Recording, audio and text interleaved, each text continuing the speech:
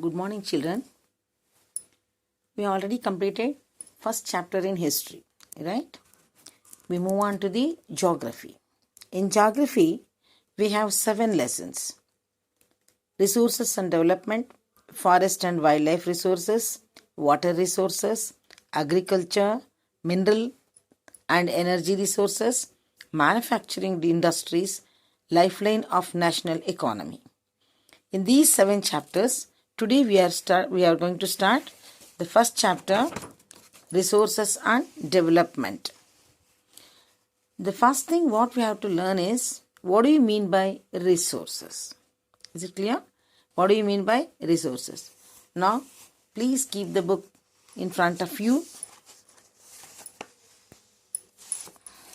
Shall we start? Everything available in our environment which can be used to satisfy our needs, provided it is technologically accessible, economically feasible and culturally acceptable, can be termed as resource. So what we are getting from the nature, from our environment, which can be used for our satisfaction. Human beings are used these environment to satisfy our needs. How we are using that one? Technically, it is accessible and economically feasible and culturally acceptable. These things what we are using is termed as resource. Is it clear? What we are getting from the nature, that is resource. Understood? That how we are using, why we are using that to satisfy our needs. Our environment, what the environment has given, our nature is given to us, that we are using for our satisfaction.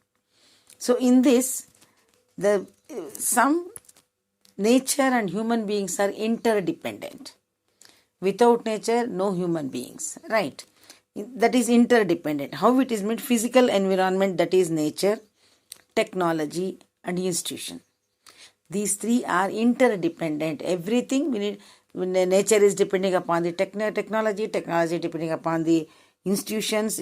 We all human beings completely depending upon these interdependence. Understood? Next, the process of transformation of things available in our environment involves an interactive relationship between nature, technology and institutions.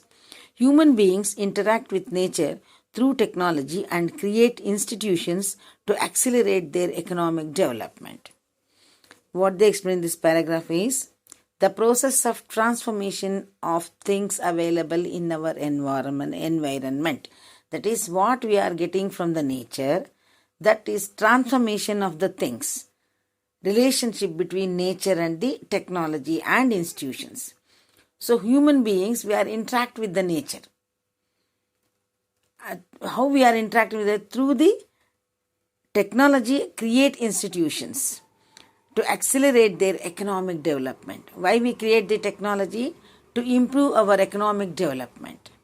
Right? How we are using all those things? Through the environment. That means nature, human beings and institutions, all these things are interdependent. Is it clear? The transformation. What do you mean by transformation? I'll give you the example. So in the nature, water is available. Right? We are not creating the water. It is a gift of nature. What we will do in the water? Just we are drinking? No. What we are doing? So we are getting electricity from the nature. That is the transformation. The transformation available through our environment. Is it clear? Next, do you think that resources are free gifts of nature is assumed by many? You people are thinking, hey, it is easy to available. It is available, it is free for. No. The nature, resources are a function of human activities. Human beings themselves are essential components of resources. They transform materials available in our environment into resources and use them. These resources can be classified in the following ways. What they explain in the paragraph is, The resources, we think that resources are free gift of nature. No, it is, we have to protect our nature. Resources are functions of human activities. Human beings themselves are essential components of resources. What is essential components? We take the water and we produce electricity through the water, right? We are using that wind, we are producing electricity through the winds. That is wind energy. So these things, we are transforming the things from one to another, what we are getting from the nature. So in this way, the resources, human beings are the components of the resources. That means we people are creating all these things through what we are getting from the nature. So the humans are called as the resource of component resources, and how we are using for ourselves. Electricity we are using for all the purpose. So that energy we are getting it through the nature. So we transform those things into energy. So water is converted into electrical energy, right? We produce the electricity by the water itself. So these transformation can do only through the human beings. That is the reason we have to protect our nature, because that is the main resource for us. What the transformation was doing by the human beings, so it is called as the human beings are called the components of the resource. Is it clear? So what we are getting from the nature, that resources into classified into 4. That is biotic and abiotic, and renewable, non-renewable. Ownership, that is individual, community, nation and international. Status of development, potential development, development stock and reserve. So now I am going to explain about all these things. Okay. So first we are dividing that one, that is resources, natural and human resources, renewable and non-renewable. That is continuous of flow and the biologically, nature, vegetation, wildlife, structures and institutions, quantity and quality, recyclable and non-recyclable. These things, everything depends upon the nature only. But we are transform those energy into the, technologically we are using those energies as a resources, right? The first we will move on to the types of resources. On the basis of origin, biotic resources. These are obtained from biosphere and have life, such as human beings, flora and fauna, fisheries, livestock, etc. The first is biotic resources. These are obtained from the biosphere, by the nature, and have life. These biotic was life. That is flora and fauna, human beings, livestock, etc. Abiotic resources. Abiotic resources, all those things which are composed on non-living things are called abiotic resources. Example, rocks and metals. Is it clear? This you already learnt, I believe. Last year also you have the same lesson, right? Abiotic resources, all those the things which are composed non-living things are called as abiotic resources. Example is rocks and metals. And next we move on to on the basis of exhaustibility. Renewable resources. The resources which can be renewed or reproduced by physical, chemical or mechanical processes are known as renewable or replenishable resources. For example, solar and wind energy, water, forest and wildlife, etc. The renewable resources may further be divided into continuous or flow. These resources can be renewed, reproduced by physical, chemical or mechanical process are known as renewable resources. It can be renewed. For example, solar and wind energy, water, forest and wildlife.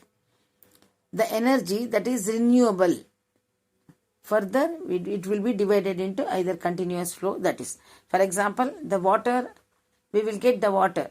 In the rainy this season, next season we will get it. A wind, we are getting it. Continuous flow will be there in that. So it is called as the renewable resources. We will get every day, we will get the sunlight. So it is also a renewable. Wind, we are getting it. That is also renewable. Non-renewable resources, these occur a very long geological time. Minerals and fossil fuels are examples of such resources. These resources take millions of years in their formation.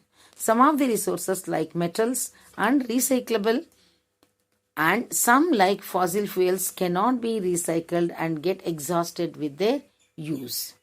For example, these resources occur very long geological time. It takes millions of years to get back. Is it clear? That is called, that is the reason it is called non-renewable resources. Example, fossil fuels and the minerals. These resources we cannot get, it takes millions of years in their formation. That is the reason when we are using, it is the resource, it is non-renewable resource, so we should be very careful while using these resources. We should not waste these resources, right? If we are, what happened? It takes millions of time to renew it. Next, we move on to on the basis of ownership. So, individual resources. These are also owned privately by individuals. Many farmers own land which is allotted to them by government against the payment of revenue.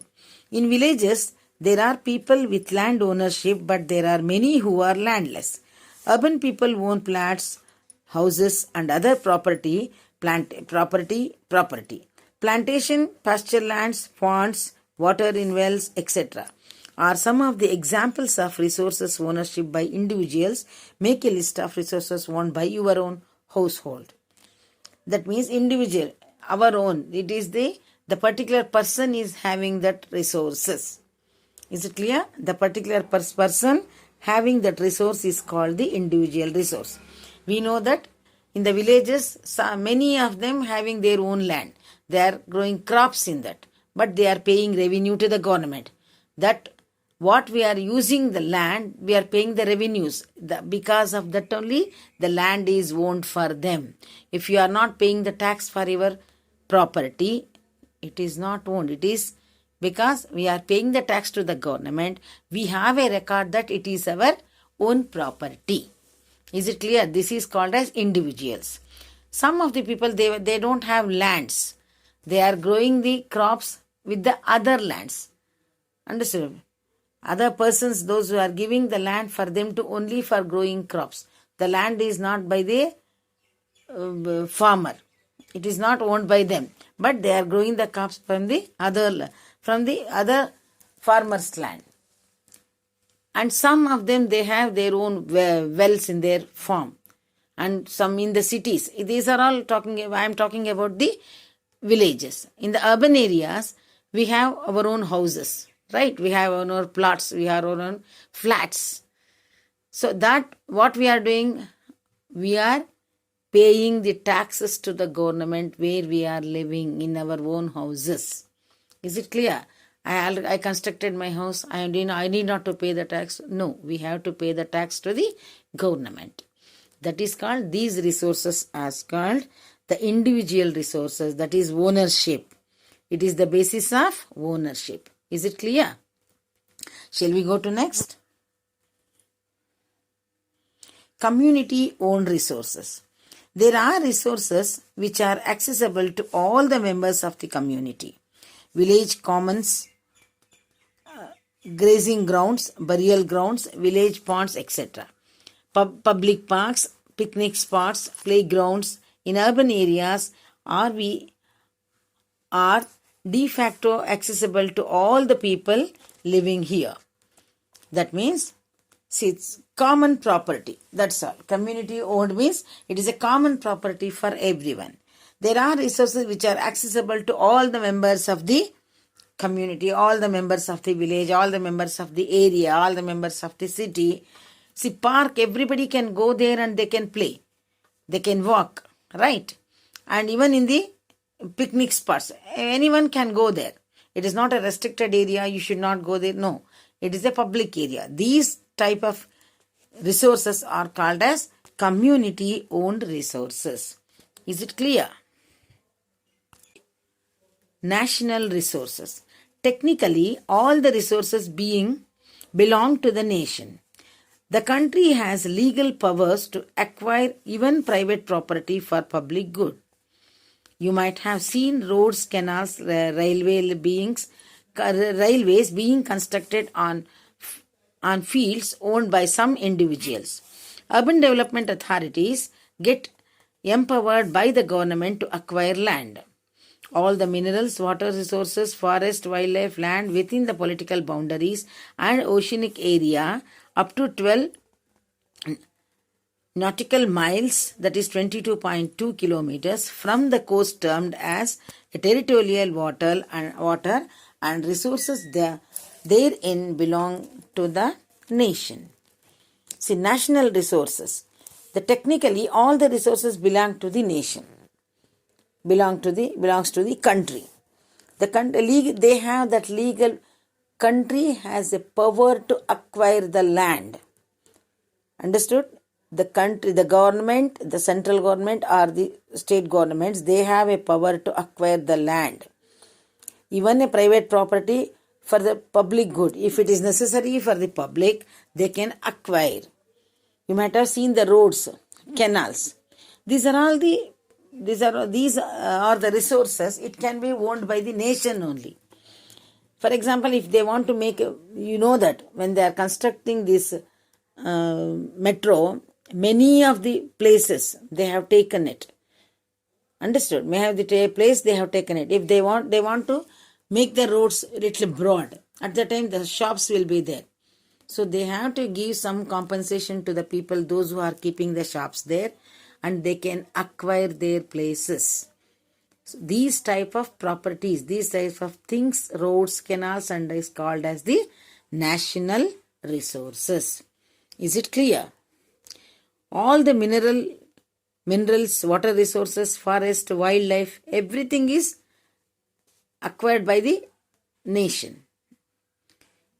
These resources are under the control of the nation only.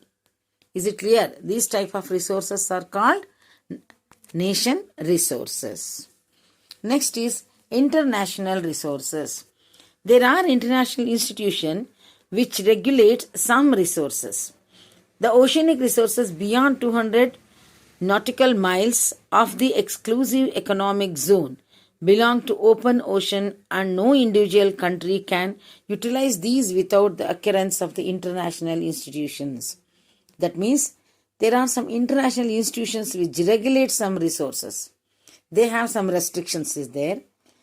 Oceanic resources beyond 200 nautical miles of exclusive economic zone, that can be utilized by the international resources. These type of resources are called as international resources. Is it clear? Now we move on to on the basis of the status development. Right? On the basis of status development. Potential resources. Resources which are found in a region but have not been utilized. For example, the western parts of India, particularly Rajasthan and Gujarat, have enormous potential for the development of wind and solar energy. But so far, these have not been developed properly. The status of development, how we are using the potential resources from the nature. Right? The resources which are available there in the Gujarat and Rajasthan, they have plenty of solar and wind energy is available there, but we are not utilizing that. We are not developed that properly. Understood? What we are getting from the nature, from the environment, that has to be utilized. Right? In some regions, we are finding some of the resources we are getting it. In the western part, particularly in Rajasthan and Gujarat, solar and wind energy is available there, but we are not developed that properly. Is it clear? That is called as the basic status of development. How we are utilizing that energy in that region. Is it clear? Next, developed resources. Resources which are surveyed and their quality and quantity have been determined for utilization. The development of resource depends on technology and level of their feasibility. The resources which are surveyed and their quality and quantity have been determined for utilization. How much we can utilize this, that how much and how costly it is. Quality and quantity. How can and how good it is. Those will be calculated there in the developed resources. That will be first they will survey that one. When they are surveying that, how can we utilize it? How best quality we can get the resources from here. Understood? These things, before that they have to determine the utilization of the resource.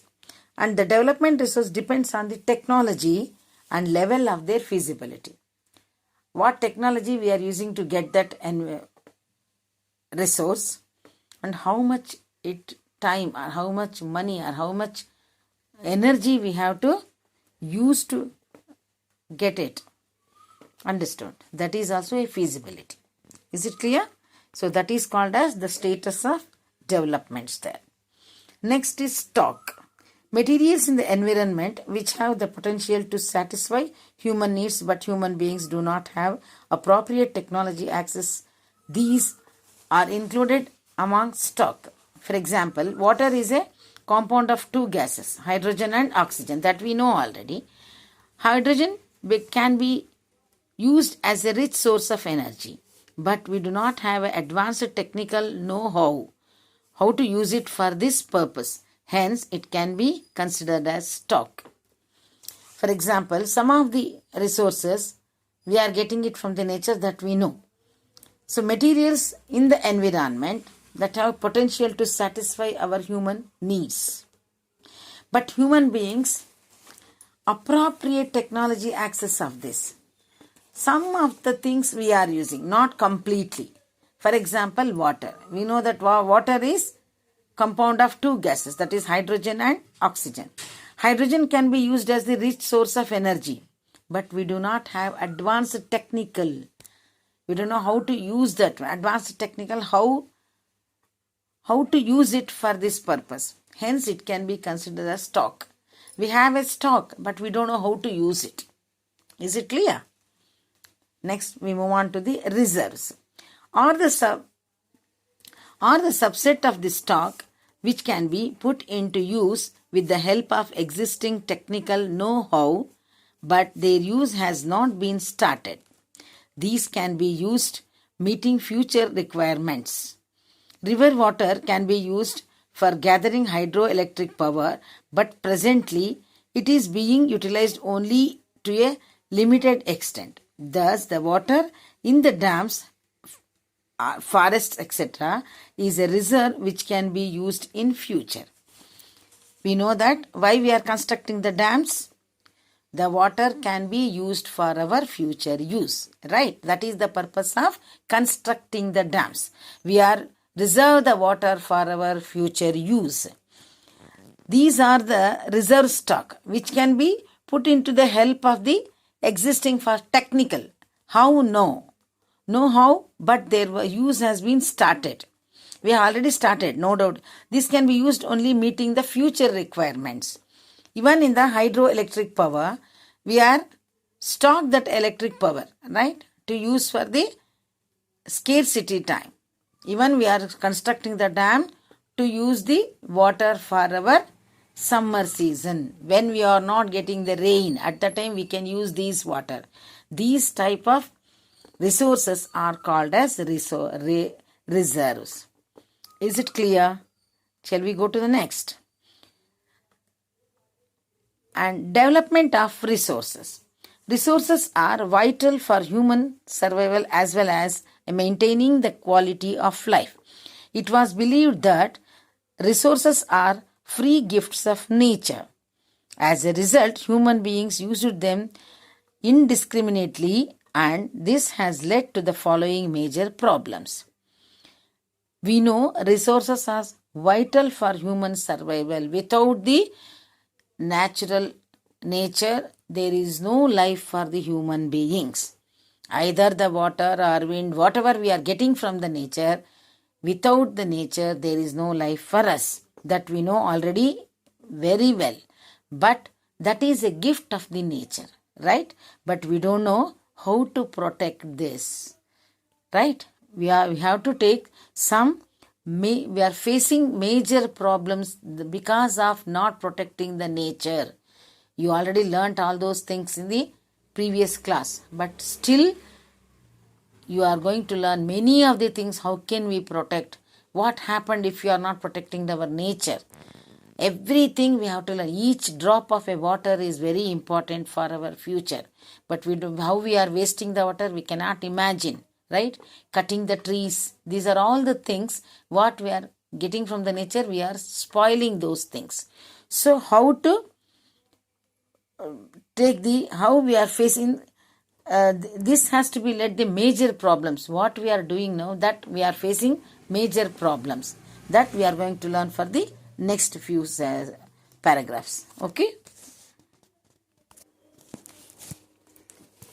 Now we move on to the major problems what we are facing now.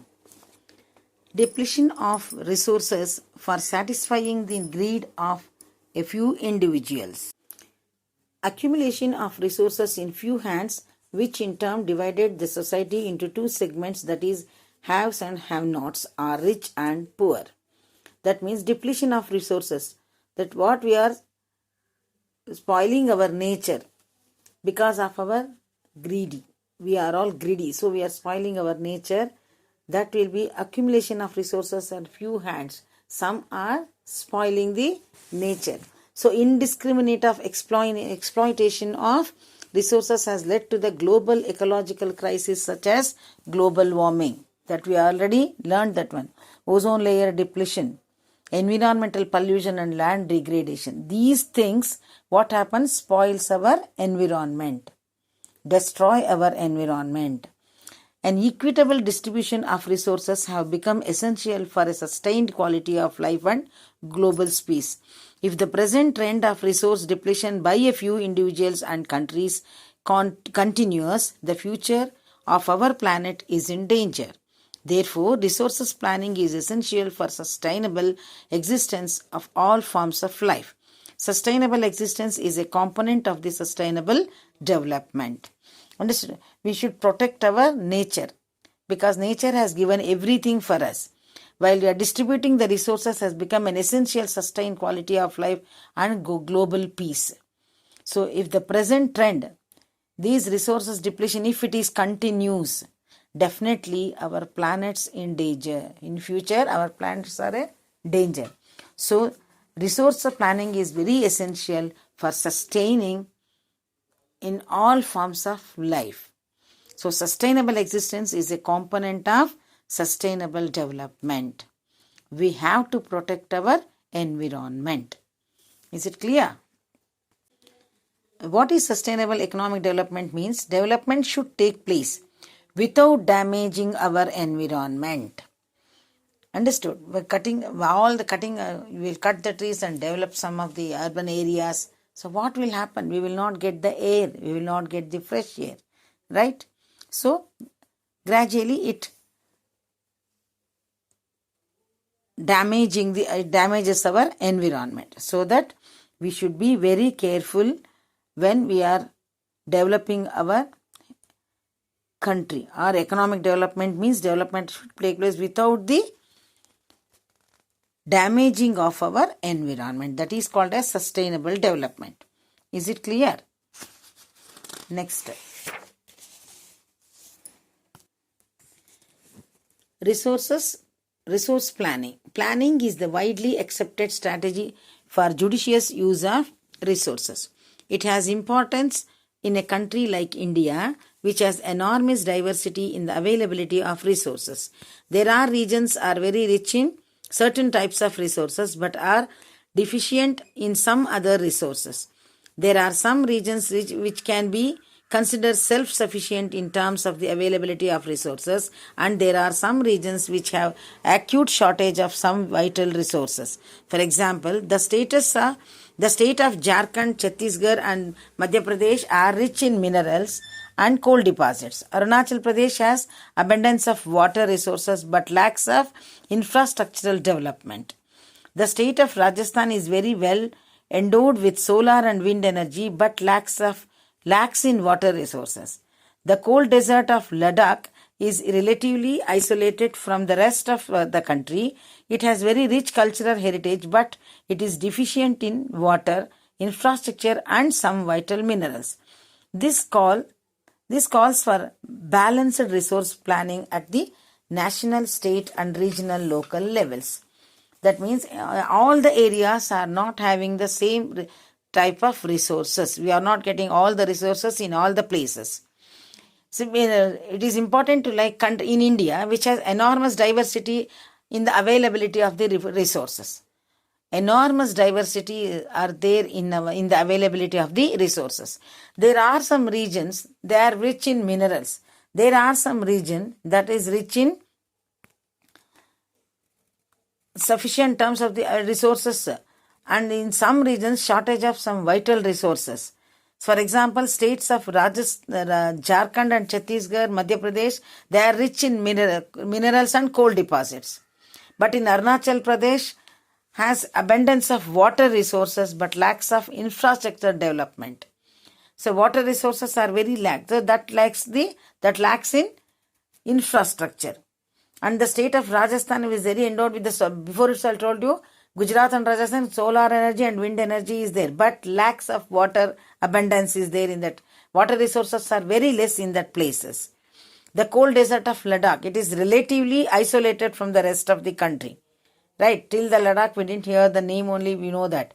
But now we know how it was introduced, how it was developed and how it is going to develop now.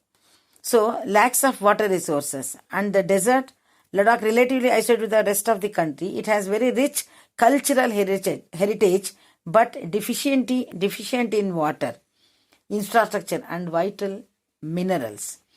This calls the balanced resources planning at the national, state and regional local levels. That means all the local level, regional level, state level and the national level, all these things, we have some different resources, different diversity in the resource. Availability of resources are very different.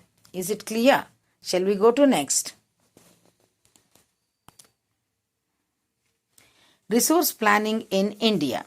Resource planning is a complex process which involves identification and inventory of resources across the regions of the country. This involves surveying, mapping and qualitative and quantitative estimation and measurement of the resources. Evolving a planning structure endowed with appropriate technology, skill and institutional setup for implementing resource development plans. Matching the resources development plans with overall national development plans. That is, resources planning, a complex process involves. It is a very complex process. The first what they have to do, they have to identify and invent the sources across the region of the country. First they have to survey. First they have to map whether it is available or not. How much we can. How good it is. That they have to estimate. Understood? These are all has to be planned. Without planning we can go there, we can get everything. No, it is not possible. What we have to do, first we have to plan ourselves. First we have to take the identification and inventory. First we have to invent that. What is getting, what type of resources are getting there. We are getting it. And we should have one map for that. We should survey that one. And we should estimate how much we are getting, what type of. Everything we have to plan first. This process is very complex. Second one is involving a plan structure endowed with appropriate technology. How we can get that resource, that we have to plan for that. skill and institutional setup for implementing resources to develop the plans. Understood? These things, institution development has to be introduced to get this type of resources from that. And third one, matching the resources development of plans, overall national development plans. If what we are getting the resource from there, is it helpful for our development? That is called plans. Without planning, we are getting it, we are not using it, it is a waste of, right? Waste of using money, waste of using the energy, waste of drawing the maps, inventing, everything is waste. So, we must know that how we can utilize, how it helpful to develop for the development of plans with the overall national developments. So that these things we have to think in the resources planning in India. Is it clear? In India has made concerted efforts for achieving the goals of resource planning right from the first 5-year plan launched after independence. So after the independence, that is 1947, after 1947, India has a goal to achieve to get the resources planning right from the first 5-year plan. The availability of resources is necessary condition for the development of any region, but mere availability of resources in the absence of corresponding changes in the technology and institutions may hinder development. There are many regions in our country that are rich in sources, but these are included in economically backward regions. On the other contrary, there are some regions which have a poor resource base, but they are economically developed. The availability of resource is necessary for condition for the development of any region. What are the resources are available in that places, in that region, that is very important to develop that region. But merely availability of resources in the absence of corresponding changes, technology and institution may hinder development. There are many regions in our country that are rich in resources, but these are included the economically backward regions. Economically, those regions are very backward, but they have rich in resources. Understood? On the contrary, there are some regions which have poor resource, but they are economically developed. Their resources are very less, but they are economically developed. The history of colonizations reveals that rich resources in colonies were the main attraction for the foreign invaders. It was primarily the higher level of technological development of the colonizing countries that helped them to exploit resources of other regions and establish their supremacy over the colonies. Therefore, resources can contribute to development only when they are accompanied by appropriate technological development and institutional changes.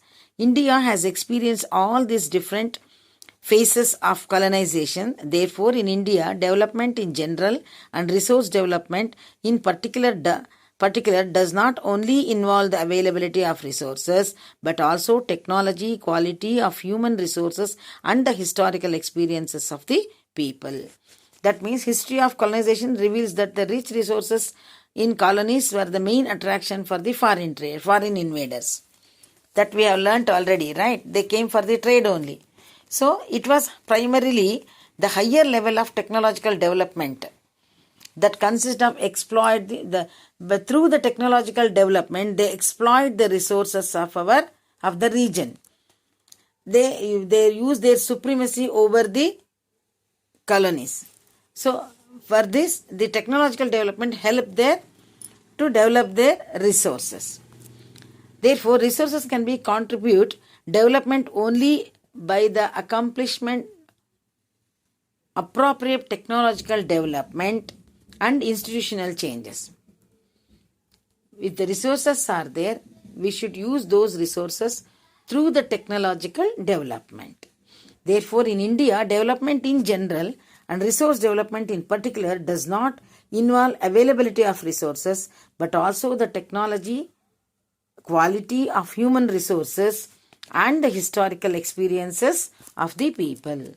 These are all the resources what we are getting it. We are accomplished with all these resources. Is it clear? We can continue in the next class, children. Next class we are going to continue with the conservation of resources. Thank you.